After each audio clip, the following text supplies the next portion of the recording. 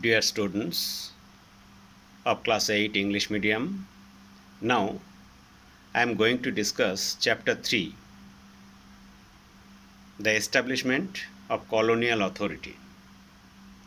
In this chapter, first of all, you have to think about what is colonial rule. Colonial rule means when a powerful country or race establish or dominate over the less powerful country or race, establish their authority over the less powerful country or race, then that would be called colonial rule. In our country, from the early stage of British colonial rule, presidency system was established. Presidency system was established for strengthening colonial rule of British in India. That's why they established three main colonies, three main presidencies in India, like Bombay Presidency, Madras Presidency, and Bengal Presidency. The first presidency, which was established in Madras, that was in 1611. At that time, British East India Company established their trade centers at Musulipatnam, and then in 1612 they established their trade center at Surat, and gradually on the basis of Musulipatnam, Madras Presidency was set up, and on the basis of Surat and Bombay Presidency was set up. Sindh province was included to the Bombay Presidency. For the betterment of Madras Presidency, St. George Fort was established in 1639. St. George Fort was established in 1639. That's why Madras Presidency was also called St. George Presidency or Madras Presidency. On the other hand, Bombay Presidency was also called Western Presidency. Here, you have to think that Madras Presidency had two administrative units. In time of summer, Ottaka Mandu, and in time of winter season, Madras became the most important administrative centers of British East India Company.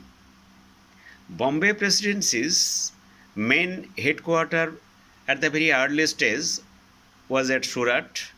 Gradually, it was shifted to Bombay, and Sindh province from then was included in it. Bombay Presidency also started ruling a vast area adjoining of the Arabian Sea. In 1687, Bombay Presidency had become the powerful administrative center of British East India Company. Calcutta also had become an important center of Bengal Presidency. In Calcutta, British East India Company got Sodor Dewani and Sodor Nizamat right. By the way, you must remember that in 1765, Company got the Diwani right from Mughal Emperor Shah Alam II. After getting Diwani right, they started collecting land revenue from Bengal, Bihar and Orissa on an amount of rupees 26 lakh per year. Okay, 26 lakh per year.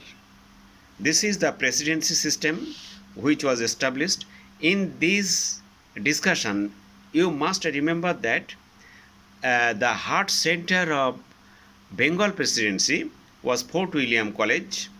Fort William, actually college established later, but Fort William was established for the administrative purpose of Bengal Presidency. It was situated in Calcutta, and that's why Bengal Presidency was also called Fort William Presidency.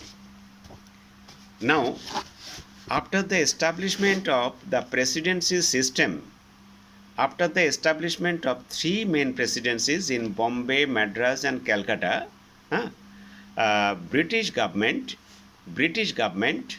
carried out their commercial and administrative activities through the presidencies, through these three presidencies. Gradually, they established administrative council separately in each and every presidency for the better administration. Once upon a time, British Parliament thought that it would be better to review the activities of English East India Company in India, and that's why two important acts were passed, that were Regulating Act of 1773 and Pitt's India Act of 1784. First of all, what was Regulating Act? Regulating Act was introduced first by Lord North in 1773. Its main terms and conditions were to make a relation between company's partners and the directors. Number two, this is number one, relation between company's partners and the directors. Number two, it extended the influence of British Parliament over English East India Company. And number three, it settled the relationship of Bengal with the forts of Bombay and Madras. In the Regulating Act, it was also clearly stated that Supreme Court of Calcutta should be established immediately, and as a result, in 1774, Supreme Court was established, and in 1775, Sir Eliza Impey was appointed as the first Chief Justice of the Supreme Court. Okay, so this is very important for the British colonial rule in India. Regulating Act. Next, Pitt's India Act. What actually the Pitt's India Act was? British Prime Minister William Pitt passed this act from British Parliament. Its main terms were number one, government's control was reimposed upon the company.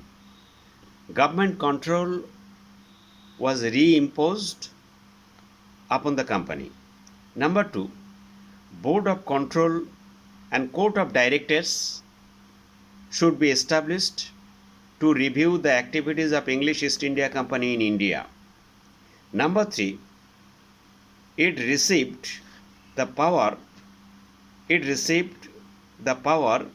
to inspect on all the papers of the company.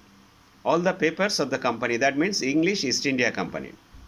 Number four, it did not have any influence on trade. Pitt's India Act did not have any influence in the trade and commerce of English East India Company. Next, the board could inform about its order to the company through secret committee. As a result, the power of the Court of Proprietors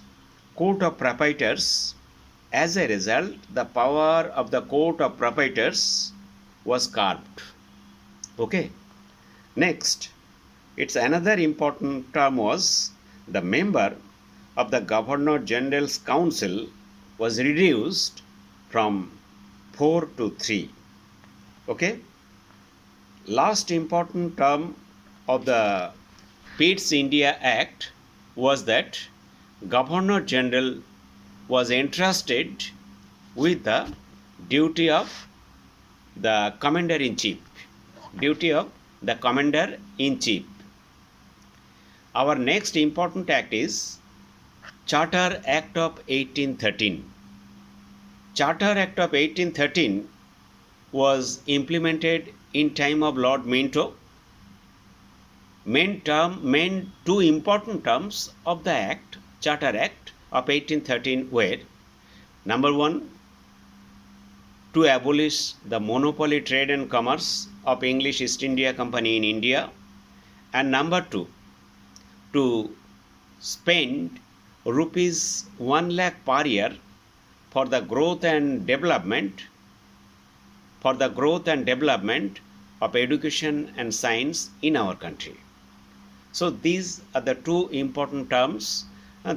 Number one কি হচ্ছে the company's monopoly trade was abolished through the Charter Act 1813, and number two, company or British authority decided to spend rupees 1 lakh per year for the growth and development of education and science in our country.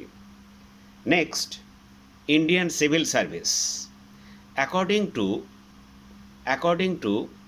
historian Percival Spear, Indian Civil Service was the steel frame of British colonial rule in India. Lord Cornwallis was the first who took special step to start Indian Civil Service exam for the selection of competent candidates for the administrative departments of English East India Company. Competent officials were selected through Indian Civil Service exam, first by Lord Cornwallis. That's why he was called the father of Indian Civil Service. At the very early times, the minimum age for the exam, ICS exam, was fixed in 23 years, which gradually reduced in 21 and finally in 19 years, which was objectionable to the Indian national leaders. In this part, we should discuss about double government or diarchy and grant of Diwani in a very brief form. First of all, what is grant of Diwani? After the Battle of Buxar, English East India Company's official Robert Clive got the Diwani right from Mughal Emperor. I have already mentioned, got the Diwani right of Bengal, Bihar and Orissa on an amount of rupees 26 lakh per year. Okay? During the days of Diwani right, company appointed Reza Khan and Sitab Roy in Bengal and Bihar respectively to collect land revenue. They ruthlessly carried out operation on peasants during the collection of revenue. On the other hand, in 1765, Robert Clive established double government in Bengal. Double government means two type of governments. In this administrative system, Nawab Mirzapur and after his death, his son Nazamuddaulah had become the puppet ruler to the hands of English East India Company. The real administrative authority was under the company's members.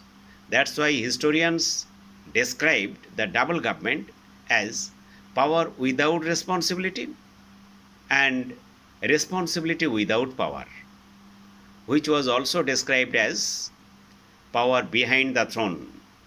For this reason, for this irresponsible government, double government in time of Lord Cartier, Great Famine of Bengal in 1770 occurred, in which one-third of the total population of undivided Bengal died due to starvation and epidemic diseases. Now we should discuss the reforms of Warren Hastings and Cornwallis. First of all, Warren Hastings.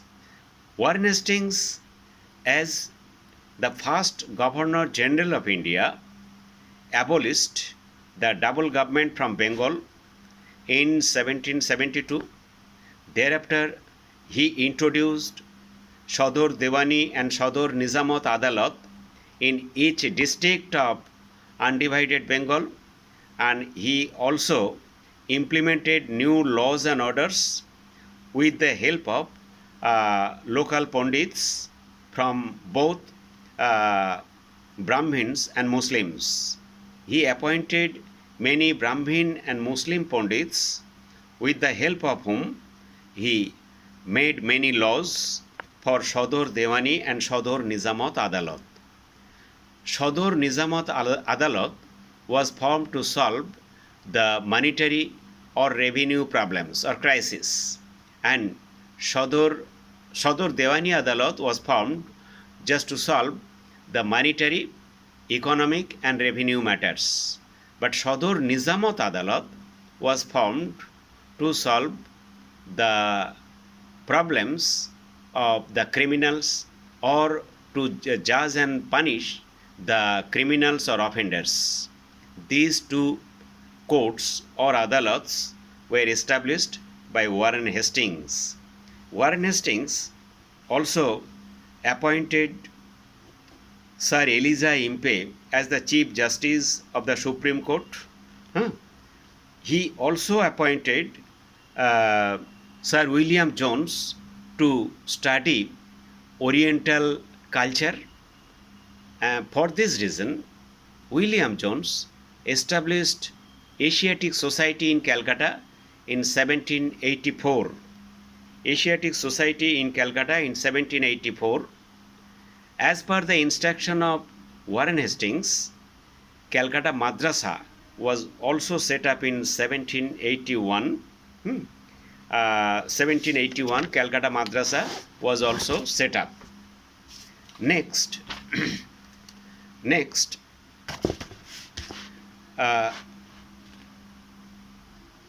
Warren Hastings appointed, I have already mentioned that appointed some Hindu Pandits and Muslim Maulavis to codify the Hindu-Muslim traditional laws and order. Okay, Hindu-Muslim traditional laws and order. Here, an important information that is very important for you. I have said that Supreme Court in Calcutta was established in 1774, but Supreme Court was also established in Bombay and Madras Presidency in 1801 and 1823 respectively. Okay. So in 3 presidencies, 3 Supreme Courts were established during the days of English East India Company. Next, Lord Cornwallis